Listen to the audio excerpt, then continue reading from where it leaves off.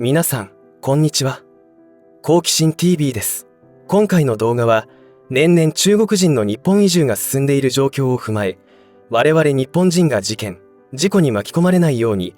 中国で起きている事件を参考にしながら中国人の文化、価値観、倫理観を理解していこうと考えました。この動画を見ると、中国人はどのような社会で生まれ育ち、命の尊厳はどのように感じているかを理解する上で非常に役に立つと思います。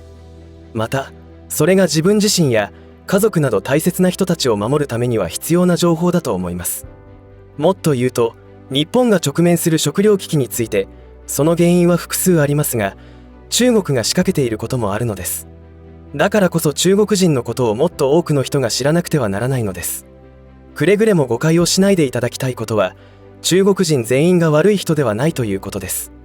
日本人にも悪い人はいるわけです。どの国にも一定数の悪い人と良い人がいます。問題はその割合になってくると思います。私がなぜこの動画を作成しようと思ったかというと、日本人はあまりに平和ボケしすぎているからです。そして身の安全を守るという意識の欠如もひどすぎると感じているからです。このチャンネルでは、自分や家族の身を守るためにできることや、日本人がこれ以上騙されることがないようにするための情報を発信しています。チャンネル登録がお済みでない方はぜひチャンネル登録をお願いします。さて、中国というといろいろと驚かされる事件がいっぱいありますが、その中でも特に問題の根が深いのは建築の公共事業になると思います。意外と知られていませんが、中国という国は中国共産党が作った国であって、一党独裁体制で成り立っています。よって利権争いが激しく賄賂が横行している国なのです。そして地方政府には中国共産党員がいるわけで、自分の任期中に大きなミスはできないし、中央政府が掲げた目標に対して目標を達成しなければ自分が失脚してしまうという仕組みになっています。このような社会構造が2020年以降世界中を流行り病の蔓延で混乱に陥れたというわけです。つまり今回この動画で皆さんにお伝えしたいことが一事が万事ということです。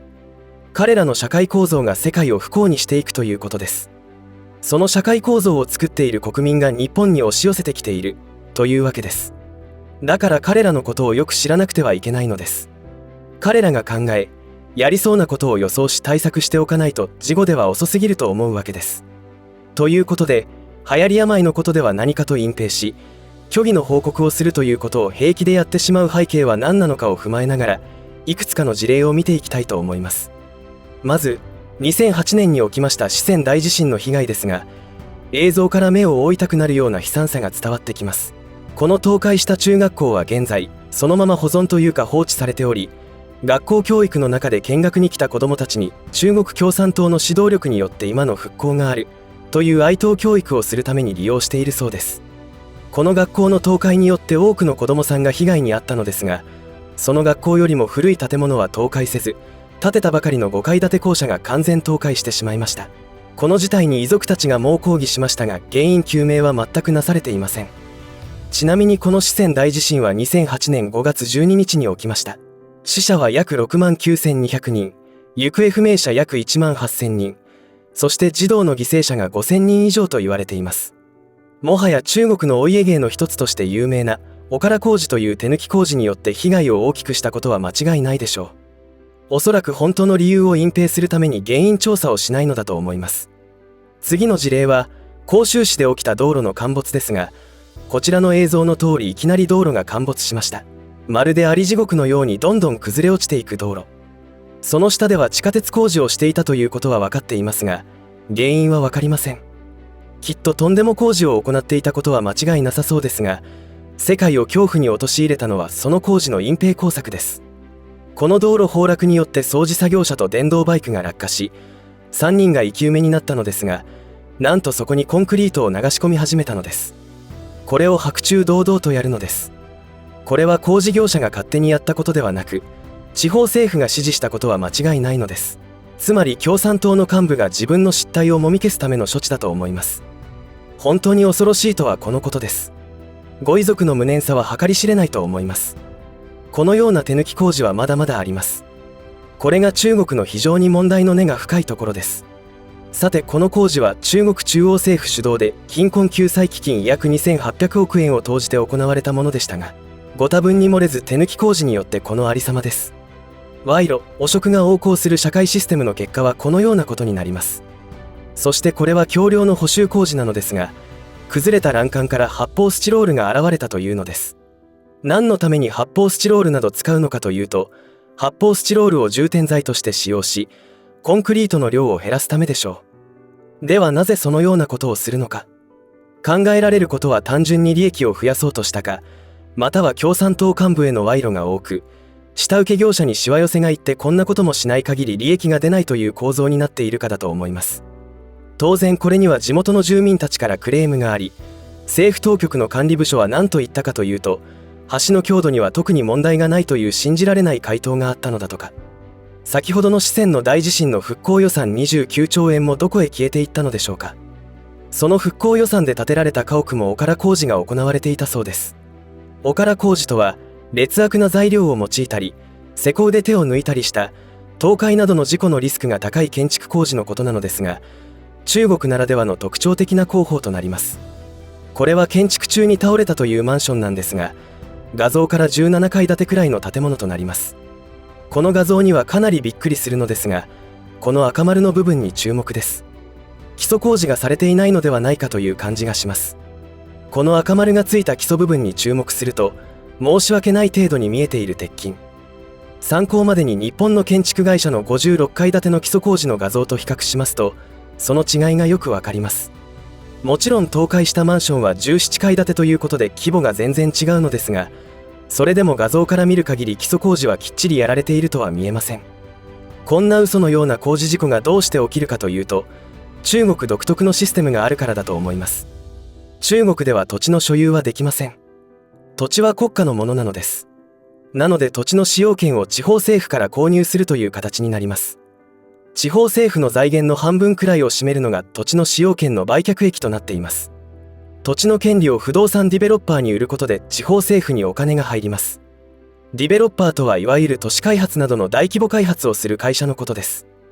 このようにディベロッパーが政府から土地の使用権を買って建物を建てていくわけですが、その構図の中で地方政府、ディベロッパー、下請け、孫請けと上からどんどん賄賂を抜いていくことになります。そんな感じで予算がどんどん消えていくわけです。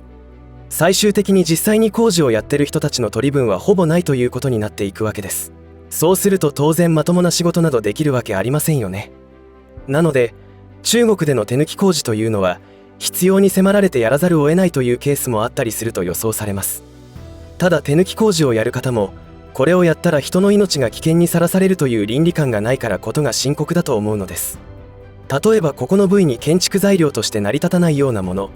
それが発泡スチロールとかゴミとか、前に見た画像ではトウモロコシっていうのもありました。そういったものを使って材料費を浮かす、そうやって金額に見合った工事をする、もしくはもっと利益を出すために強度のない材料を使うということをやっていることになります。通常建築工事というのは工期がある程度長いので、公共事業なら地方政府の担当者と民間工事なら施主などとの進捗状況の打ち合わせやその週に起きた問題解決のための打ち合わせを行います。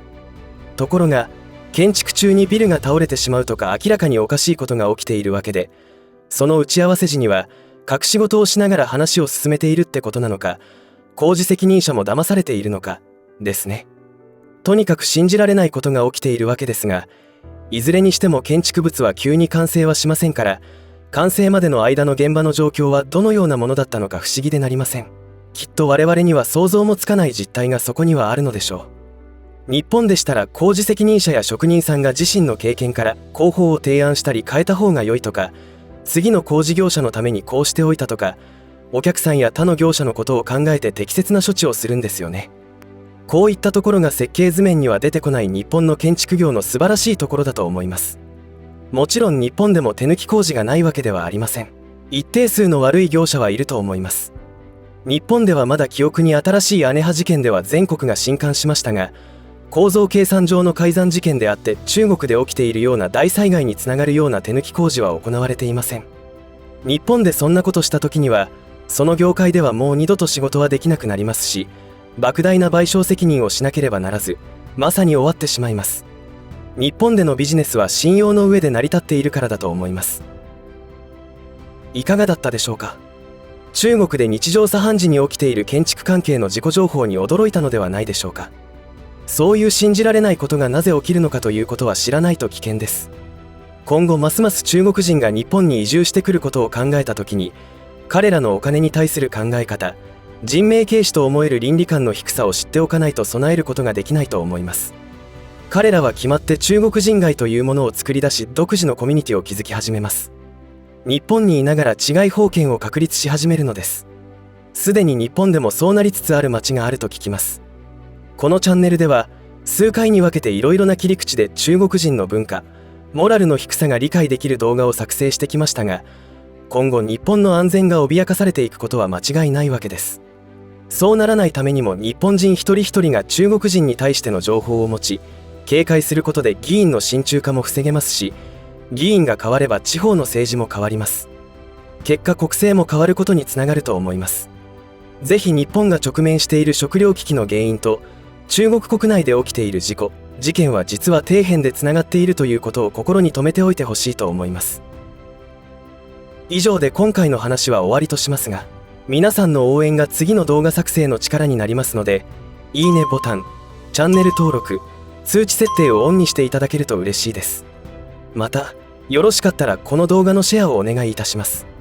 最後までご視聴ありがとうございました。好奇心 TV でした。